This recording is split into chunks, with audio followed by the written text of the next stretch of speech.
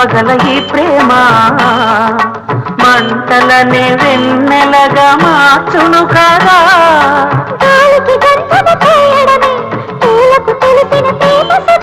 రాలిన పూల జ్ఞాపకమే కాలము చదివే ప్రేమ కథ.